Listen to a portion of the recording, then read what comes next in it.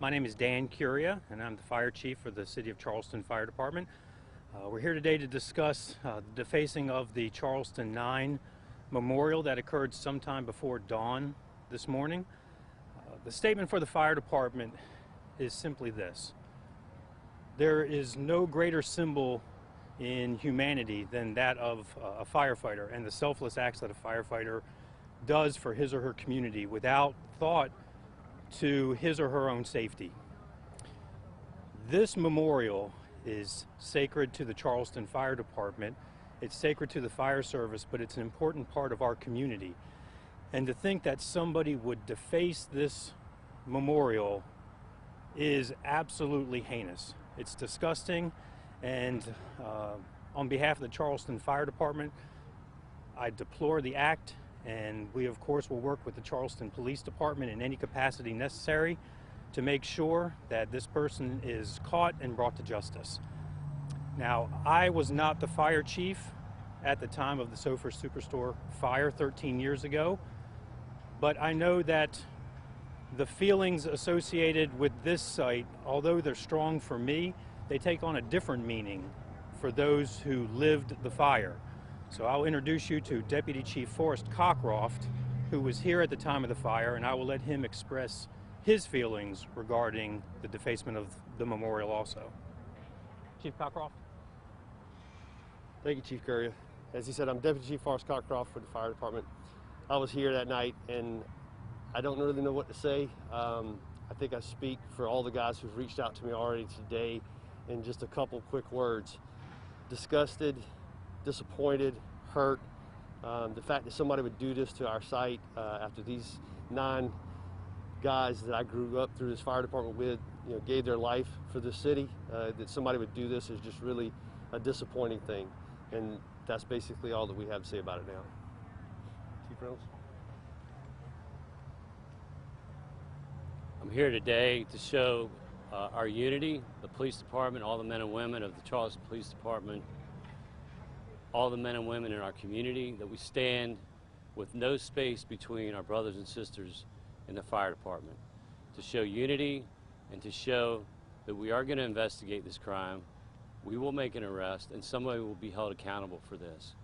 But even more importantly, I want to send a message to the community about how deeply I care for the men and women in public safety, for the sacrifices that they make. This is a tough time right now in our nation in public safety. There's an attack on the police and a lot of other entities. There's a lot of things going on politically and otherwise, but I will tell you right now, there's 9 members of the fire department who died serving this community. This memorial was set up with a lot of thought, a lot of meaning, and somebody defaced it last night, early this morning. We're going to find out who that was, and they're going to be charged accordingly.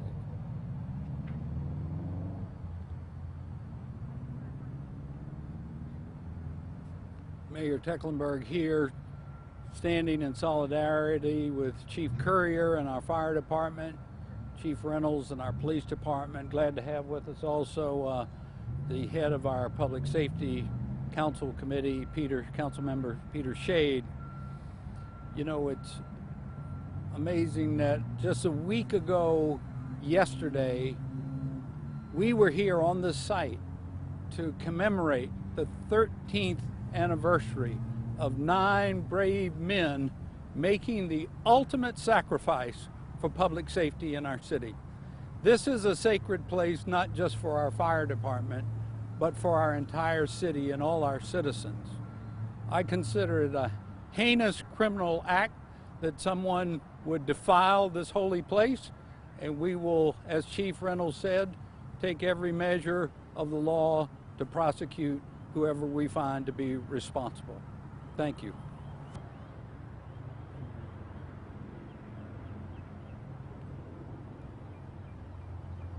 Good afternoon, I'm Peter Shade. I'm the chairman of the Public Safety Committee. When I heard the news of this vandalism today and the destruction of this property, I was deeply hurt. And I think many Charlestonians feel the same way, that they would feel deeply hurt and saddened that anyone would take the time to do something to this sacred ground. As has been said before, these 9 men gave their lives for our city, for our community. We have certainly gone through very extraordinary times this year in 2020, and we need to come together in unity. We don't need to have people doing things of this nature to cause division within our community. And I'd ask all citizens to pay respect to this area, to what it really stands for, which is the ultimate sacrifice of people who love their community and love their service. Thank you.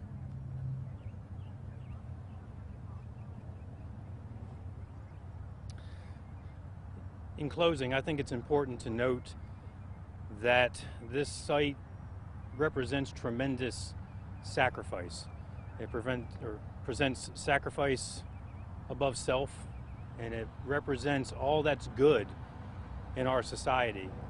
It also is a symbol of hope for all of us, that we are standing together, that we can do better, and that as a society we can move forward.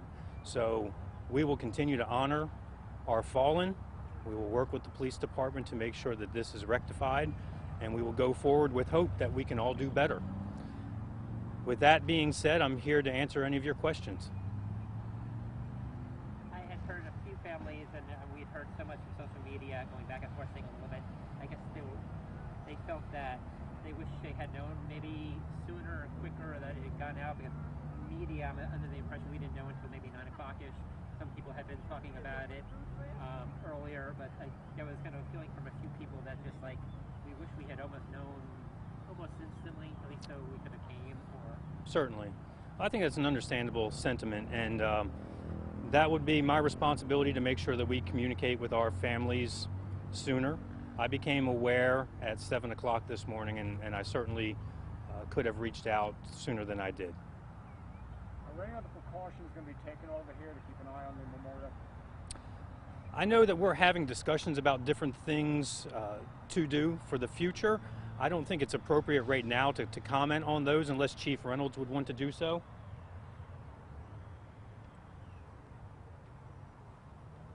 It's a good question, Harv.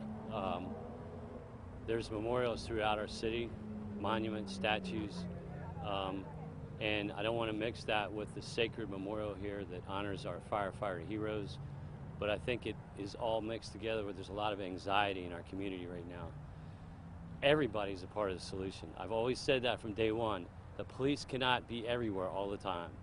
So I think I really wanted to answer that question more broadly, in that if you see something, say something.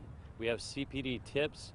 We have other ways with our crime hotline and other ways people can share information. Oftentimes people do see things, people hear things on social media, by email, different conversations.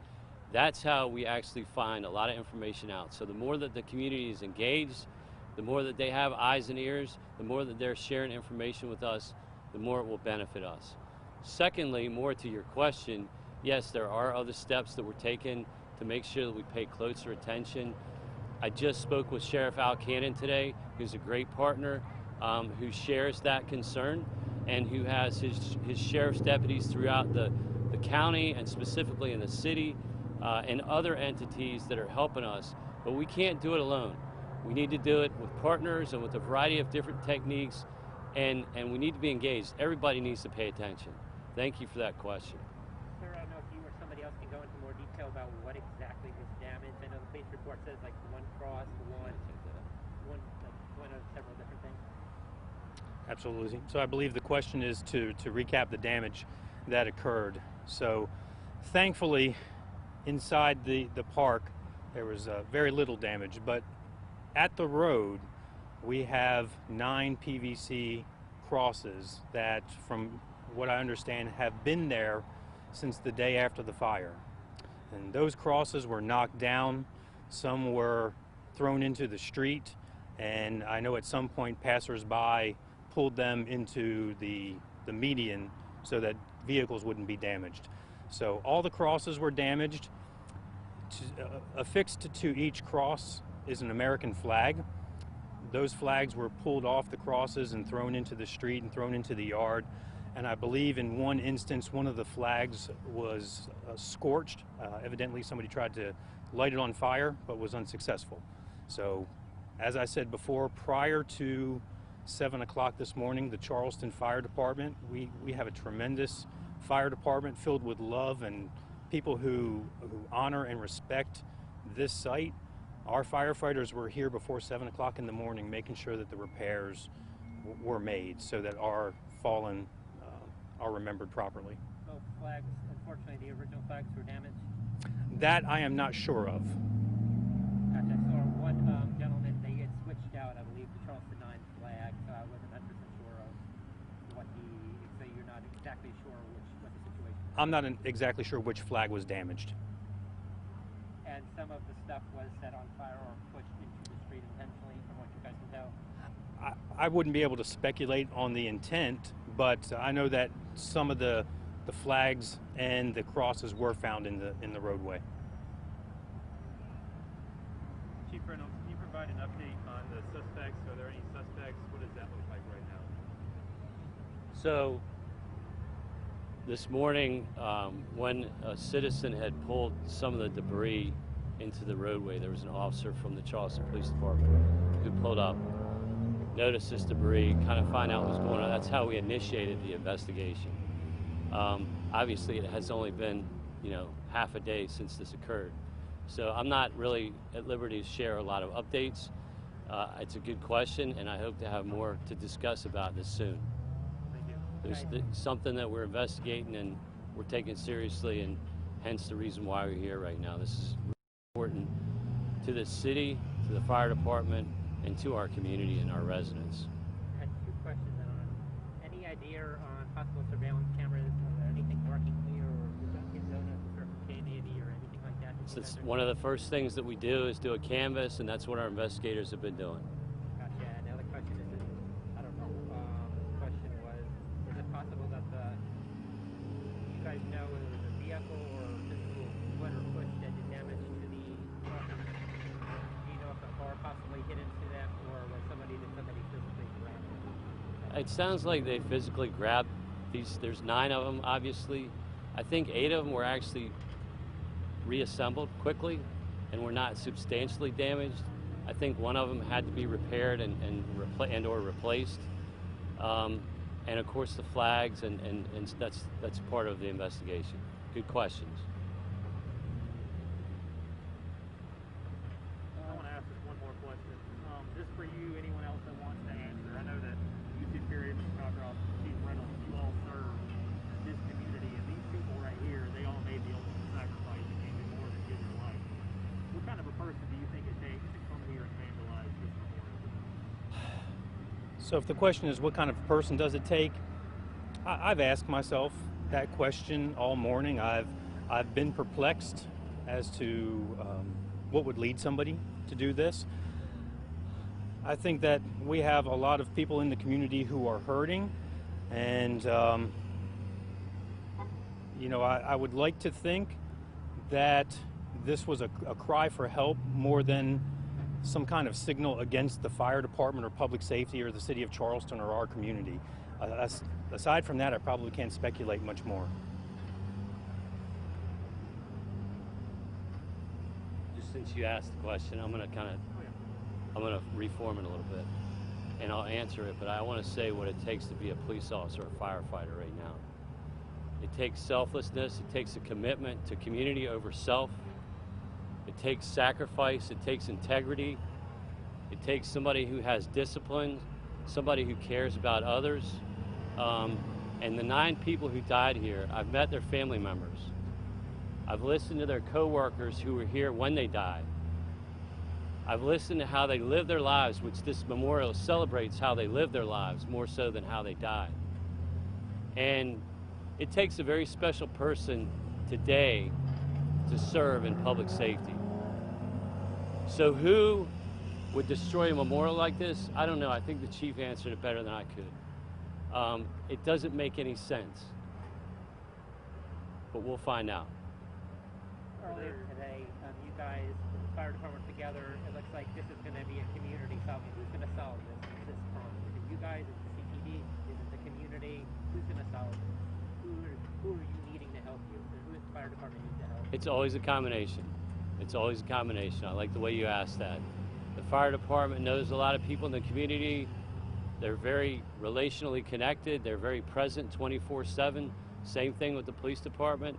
The police and the fire department are like this, from the top down and from the bottom up. We work very closely together. The community, we are the community. The community is us. We're all one. And the information always comes from a variety and a combination in one or all of those entities. That's how it's going to get solved. Were there any threats you knew of to this memorial site before this happened? No, we're not aware of any threats. Not at all. This, to your old knowledge, is the first time I know a few years ago a truck accidentally drove into it. Is this the first incident like this that you guys know of at the site? I don't think so. I think maybe there has been a prior incident. I don't know if you're... We had some smaller incidents, possibly involving some homeless people, but we never were able to make any final determinations on that. But this one is evidently a little bit different. All right, thank you all. Appreciate you.